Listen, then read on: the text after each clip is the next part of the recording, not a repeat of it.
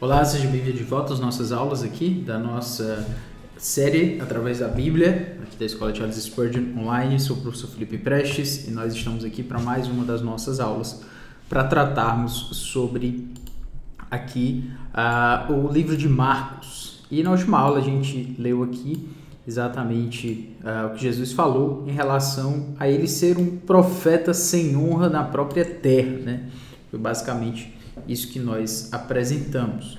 E nesse sentido, ele se pergunta, né, de onde vem estas coisas. É natural que eles perguntem isso, porque é claro que Jesus Cristo, como ele cresceu ali, as pessoas ficam se perguntando, mas ele tinha crescido como alguém comum entre eles, né?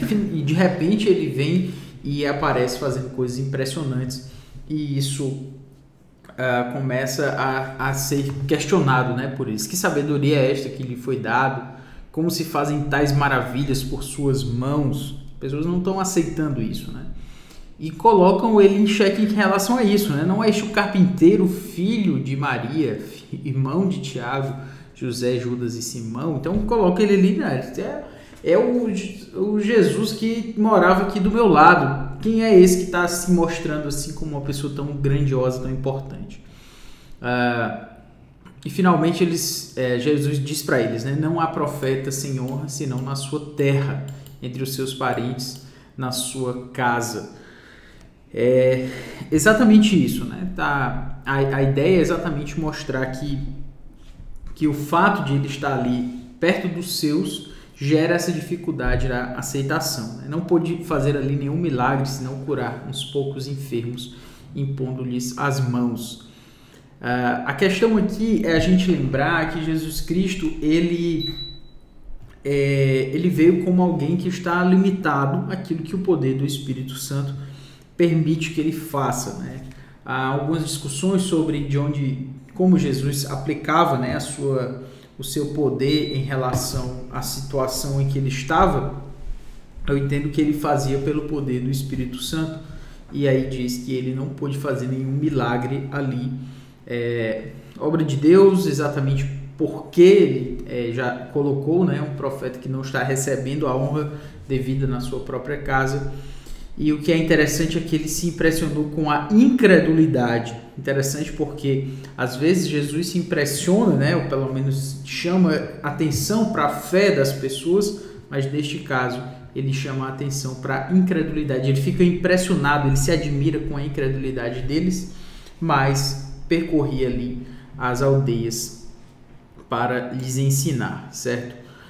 E o que isso gera? Exatamente isso. Já que ele não foi aceito como alguém que realizava milagres, né, ou pelo menos como deveria ser aceito entre os seus, ele passa a comissionar os seus discípulos como os seus representantes, como a gente vê aqui. Chamou Jesus aos 12, os 12 passou a enviá-los de 2 a 2, dando-lhes autoridade sobre os espíritos imundos. Ordenou-lhes que nada levassem para o caminho, exceto um bordão, nem pão, nem alforje, nem dinheiro, que fossem calçados de sandálias e não usassem 2 túnicas.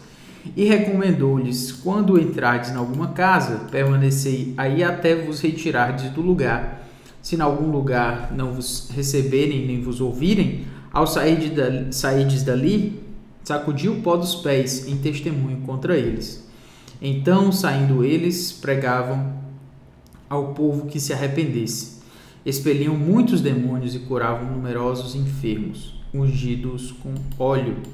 Então aqui a gente nota esse comissionamento. Ele chama os discípulos, né, envia de 2 em 2, dá a eles autoridades sobre os espíritos imundos, ou seja, sobre os demônios, e fala que eles não levem exceto um bordão, nem pão, nem alforje, nem dinheiro, que fossem calçados de sandália e não usassem 2 túnicas. A ideia é que eles fossem, mas eles fossem completamente voltados ao ministério, que eles não fossem com garantias, né? Que eles não fossem com aquele propósito de se segurar em alguma outra coisa caso desse errado, né? Que eles fossem desprendidos com relação ao ministério que Jesus tinha chamado, para o qual Jesus os tinha chamado. Infelizmente, a gente às vezes vê pessoas aplicando esse texto, né? Eu já vi essa aplicação, inclusive, em que algumas pessoas apresentam esse texto da seguinte forma, né? Olha aí, tá vendo? Se Jesus está chamando você para o ministério, então você esquece de tudo que você tem, não olha para trás, e aí quase como se fosse de uma forma muito focada naquilo que Deus pode fazer por você, então você queima todos os seus barcos e finalmente pode servir a Deus desprendidamente. Só que a questão é que aqui esse é um chamado de Jesus de uma forma muito peculiar, para um grupo de pessoas muito peculiar. A gente não pode comparar isso a sentir-se chamado, por exemplo, para um ministério específico, porque quem garante que é Jesus que está chamando você e não uma impressão que você tem com relação àquilo que você está fazendo? O que eu quero dizer é que às vezes a gente confunde os nossos sentimentos, as nossas impressões com aquilo que é vontade de Deus. E não tem problema, digamos assim, a gente confundir no sentido de que às vezes realmente a gente entende que é Deus nos chamando e isso de fato a gente já passa a notar que não é.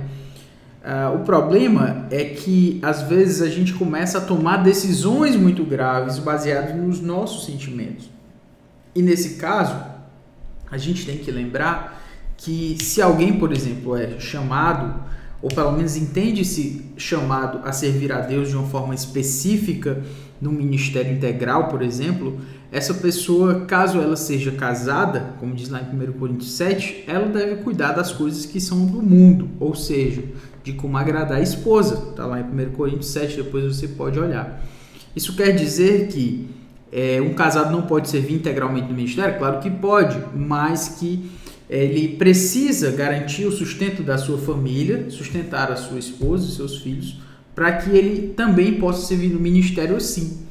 E isso não significa que você foi chamado, entende que foi chamado para um ministério, esquece qualquer trabalho, esquece qualquer fonte de renda, porque o importante agora é servir a Deus. Cuidado com essas colocações, eu vejo algumas vezes algumas pessoas fazendo essas colocações dessa forma, e isso pode gerar algumas impressões erradas. O chamado de Jesus era um chamado peculiar, porque era o próprio Jesus falando com essas pessoas e dizendo: olha, vocês não levem túnicas, vocês não levem alforje, não levem dinheiro, vocês vão viver daquilo que ofertarem para vocês. Mas não saia aplicando isso para a sua vida diretamente, porque pode ser que não seja a vontade de Deus para a sua vida viver dentro desse estilo, certo? Porque eu estou falando isso porque pode ser que mais adiante você passe por alguma dificuldade e aí você vai colocar a culpa em Jesus, né? Não, mas foi Jesus que me chamou, por que eu não estou sendo suprido? Então tenha muito cuidado com essa questão. Mas com relação àqueles discípulos que Jesus tinha chamado, esses sim deveriam seguir sem garantias. No versículo 10 a gente vê: e recomendou-lhes, quando entrares em alguma casa, permanecei aí até vos retirares do lugar. Se em algum lugar não vos receberem, nem vos ouvirem, ao sairdes dali, sacudi o pó dos pés em testemunho contra eles. Ou seja, eles deveriam ir, seriam pregadores itinerantes, e nos lugares que eles fossem recebidos, eles ali ficariam.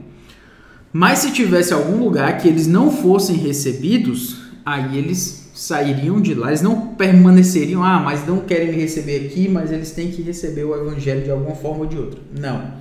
Não receberam, você sacode os pés como uma forma de dizer: esse peso dessa responsabilidade, o sangue dessas pessoas não precisa mais estar sobre mim, porque eu aqui vim e preguei o evangelho a essas pessoas, certo? E exatamente isso, então, saindo eles, pregavam ao povo que se arrependesse, expeliam muitos demônios e curavam numerosos enfermos, ungindo-os com óleo.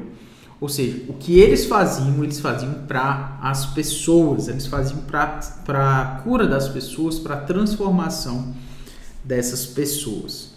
Quando a gente chega aqui no versículo 14, a gente entra em uma outra situação, né, que foi exatamente a morte, né, de João Batista. E a gente vai ver aqui exatamente o que aconteceu. Começando aqui é bom dizer já que é uma reação ameaçadora de Herodes, né, ao ministério do servo é respondido com uma demonstração milagrosa de misericórdia e poder. Vamos entender aqui o que aconteceu. Versículo 14. Chegando isto aos ouvidos do rei Herodes, porque o nome de Jesus já se tornara notório, é claro, estava curando muita gente, curando enfermos, agora os seus discípulos estavam fazendo o mesmo.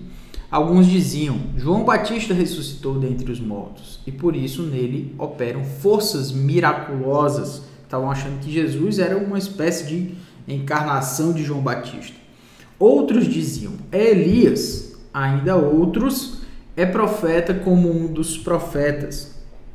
Herodes, porém, ouvindo isto, disse... Mas você já pode ver que a figura de Jesus era uma figura, uma figura controversa. As pessoas não sabiam bem como categorizá-lo, certo? O que é bem próprio realmente de pessoas que fazem coisas muito disruptivas. É difícil você categorizar pessoas assim, né?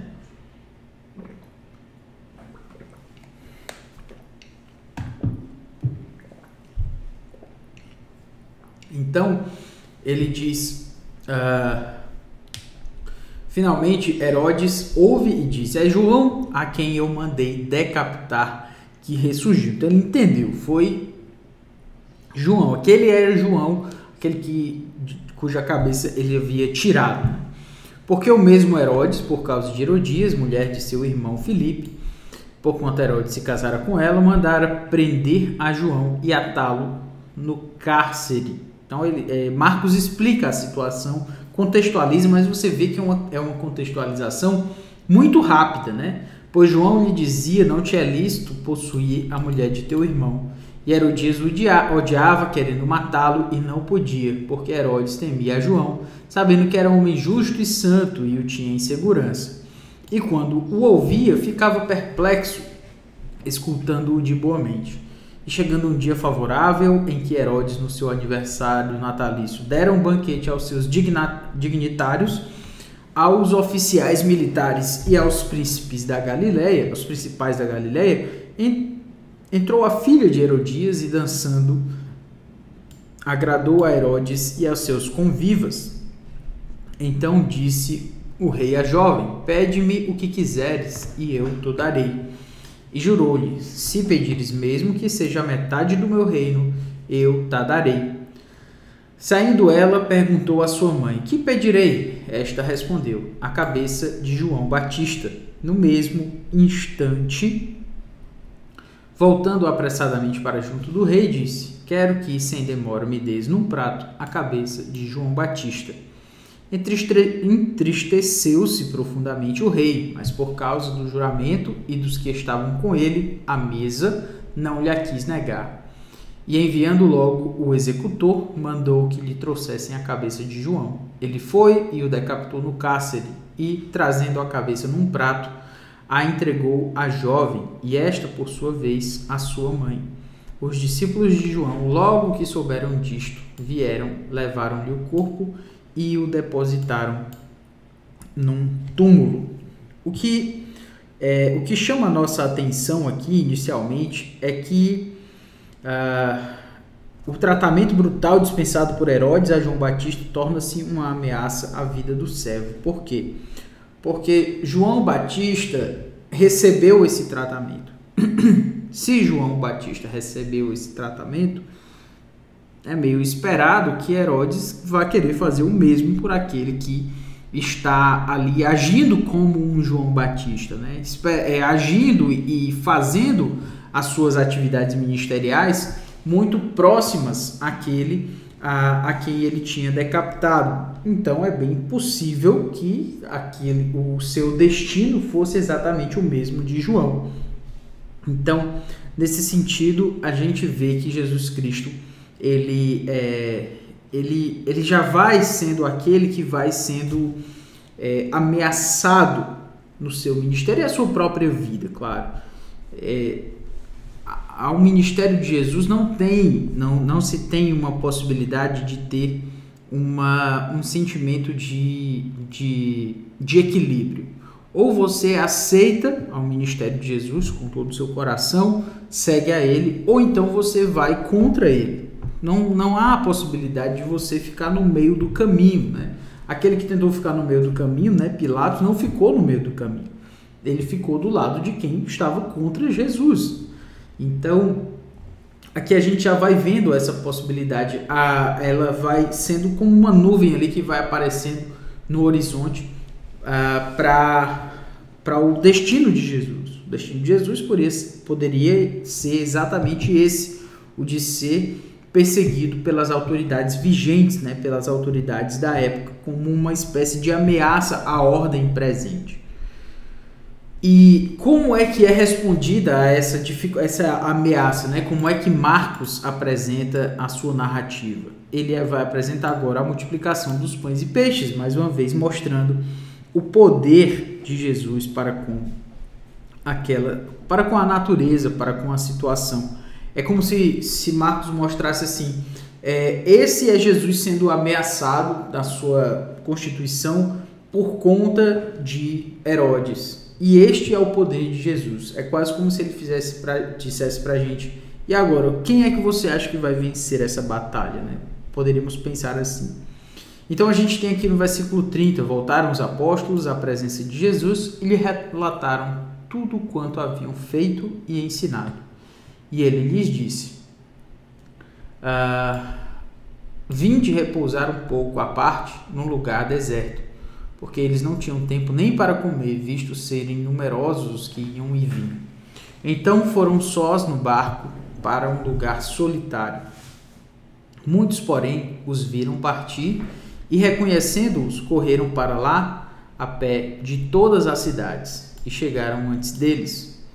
Ao desembarcar, viu Jesus uma grande multidão e compadeceu-se deles, porque eram como ovelhas que não têm pastor. E passou a ensinar-lhes muitas coisas. Em declinando a tarde, vieram os discípulos a Jesus e lhe disseram, é deserto este lugar e já avançada a hora. Despede-os para que, passando pelos campos ao redor e pelas aldeias, comprem para si o que comer. Porém, ele lhes respondeu, dai-lhes vós mesmos de comer. Disseram-lhe, iremos comprar 200 denários de pão para lhes dar de comer? E ele lhes disse, quantos pães tendes? E de ver. E sabendo-o eles, responderam, 5 pães e 2 peixes. Então Jesus lhes ordenou que todos se assentassem em grupos sobre a relva verde. E o fizeram, repartindo-se em grupos de 100 em 100 e de 50 em 50. Tomando ele os 5 pães e os 2 peixes, erguendo os olhos ao céu, os abençoou, e partindo os pães, deu-os aos discípulos para que os distribuíssem, e por todos repartiu também os 2 peixes. Todos comeram e se fartaram, e ainda recolheram 12 cestos cheios de pedaços de pão e de peixe. Os que comeram dos pães eram 5.000 homens. Você consegue notar a diferença aqui com relação àquilo que estava se mostrando no horizonte dentro da possibilidade de Jesus ser ameaçado por Herodes, e aqui ele é apresentado como alguém que faz algo miraculoso, mostrando quem é de fato que tem poder sobre quem. Mas além disso, a gente vê a própria situação, né? Eles estão indo para um lugar deserto, as pessoas os seguem, finalmente elas chegam ali, uma grande multidão, e Jesus fica preocupado com eles. Eles são ovelhas que não têm pastor, né? Como ovelhas que não têm pastor. O povo de Israel era um povo que estava precisando de um encaminhamento, né? De pastoreio, na verdade, não só eles, mas os gentios também. Jesus passa a ensiná-los e vai ficando tarde. Os discípulos falam que o lugar, que já é tarde, que é deserto o lugar, a hora está avançada, e diz que Jesus deveria despedi-los, né?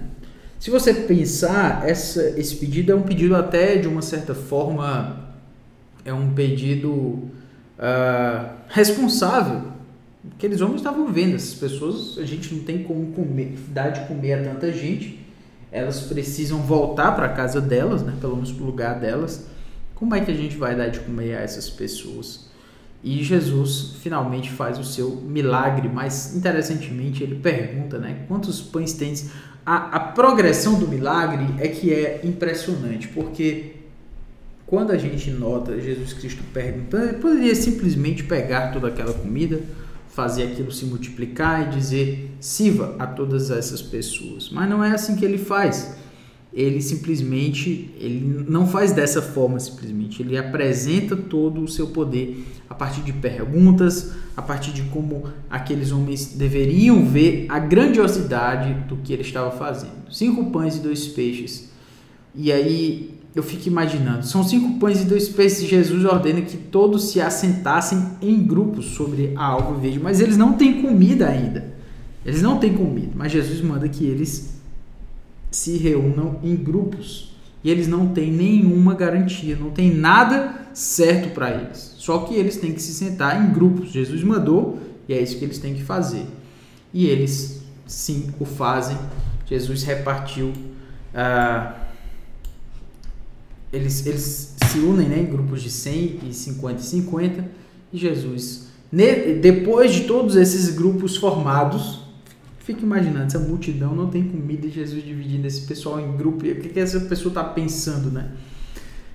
O que esse homem vai fazer por nós agora, já que a gente está aqui para esperar essa comida, né? Finalmente, Jesus multiplica os pães. Todos comeram, interessantemente. Se fartaram e ainda recolheram 12 cestos cheios de pedaços de pão e peixe. Os que comeram dos pães eram 5.000 homens, provavelmente, né? Aliás, essa contagem era de homens, se contarmos as famílias, certamente teríamos aí uns 10.000 ou mais pessoas que comeram naquele momento, mostrando-se aí, claro, né, o poder de Jesus Cristo sobre a natureza, um poder sobre muito maior do que a gente pode imaginar. E pensando que um pouco antes estava se falando ali de Herodes, né? Mas isso mostra o poder de Jesus sobre a natureza. Ele é aquele que tem poder não somente ligado à vida das pessoas de uma forma mais específica, né, com relação às curas, mas também um poder de multiplicar a própria alimentação, né, de poder multiplicar os átomos de comida, da matéria física, né? É um tanto impressionante isso que Jesus Cristo faz, mas mostra pra gente exatamente isso. Nós temos diante de nós um Senhor cujo poder, um servo, né, cujo poder vai muito além daquilo que a gente imagina, e aquilo que ele falar é legitimado pelo seu poder. Mas isso não para por aqui, porque no versículo 45 também vemos a manifestação do poder de Jesus. Logo a seguir, compeliu Jesus os seus discípulos a embarcar e passar adiante para o outro lado, a Betsaida, enquanto ele despedia a multidão. E tendo-os despedido, subiu ao monte para orar. Ao cair da tarde, estava o barco no meio do mar e ele sozinho em terra. E vendo-os em dificuldade a remar, porque o vento lhes era contrário, por volta da 4ª vigília da noite, veio ter com eles, andando por sobre o mar, e queria tomar-lhes a dianteira. Eles, porém, vendo-o andar sobre o mar, pensaram tratar-se de um fantasma e gritaram, pois todos ficaram aterrados à vista dele. Mas logo lhes falou e disse, tende bom ânimo, sou eu, não temais. E subiu para o barco para estar com eles, e o vento cessou. Ficaram entre si atônitos, porque não haviam compreendido o milagre dos pães. Antes o seu coração estava endurecido. É interessante notar isso, né? Jesus Cristo tem poder também sobre a própria... A gente viu ele tendo poder sobre a multiplicação da matéria física, e aqui a gente vê o Senhor Jesus Cristo que compeliu os seus discípulos a embarcar para passar lá para o outro lado, né? Enquanto ele despedia a multidão. Então os homens foram antes. e tendo os despedido, subiu ao monte para orar. É bem interessante, né? Então ele foi fazer aquilo que ele queria fazer, que era orar. Depois de orar, ao cair da tarde, o barco estava no meio do mar e ele sozinho em terra. Então na próxima aula a gente comenta mais sobre isso, mas já dá pra gente um gostinho aí do que foi que Jesus fez com relação a essa situação. Por enquanto ficamos por aqui, um grande abraço, valeu!